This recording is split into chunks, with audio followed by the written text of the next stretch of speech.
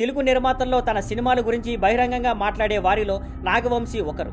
ఆయన నమ్మకం చూపితే ఆ సినిమా బాగుంటుందనే ఫీలింగ్ ప్రేక్షకుల్లో ఉండేది. కానీ ఆయన తీసిన ప్రతి సినిమా విజయవంతం కాలేదు. ఇటీవల వరుసగా 2 సినిమాలతో ఆయనకి వెనకడుగు తగిలింది. ఆయన నిర్మించిన విజయ్ దేవరకొండ కింగ్డమ్ బాక్సాఫీస్ వద్ద పెద్దగా ఆడలేదు. అలాగే హృతిక్ రోషన్, జూనియర్ ఎన్టీఆర్ నటించిన వార్ 2ని కూడా ఆయన తెలుగులో డిస్ట్రిబ్యూట్ చేశారు. కానీ అది కూడా ఆశించిన స్థాయిలో విజయాన్ని సాధించలేదు. అంతేకాక ఆ సినిమా ప్రీ రిలీజ్ ఈవెంట్లో తెలుగు బాక్సాఫీస్ ఓపెనింగ్స్ హిందీ కంటే ఎక్కువ కావాలి అన్న వాక్య ఎన్టీఆర్ అభిమానుల్లో వ్యతిరేకతను రేపింది. ఇప్పుడు నాగవంశీ మళ్లీ సక్సెస్ తో తిరిగి వచ్చారు. దుల్కర్ సల్మాన్ నిర్మించిన లోకా పార్ట్ 1 చంద్ర సినిమాను సితారా ఎంటర్టైన్మెంట్స్ తెలుగు రాష్ట్రాల్లో రిలీజ్ చేసింది. ఈ సినిమా బలమైన కలెక్షన్లతో మొదలై వారం రోజుల్లోనే ప్రపంచవ్యాప్తంగా 100 కోట్ల మార్క్ దాటింది. తెలుగు వెర్షన్ కూడా 2వ వీకెండ్లో మంచి గ్రోత్ చూపిస్తోంది.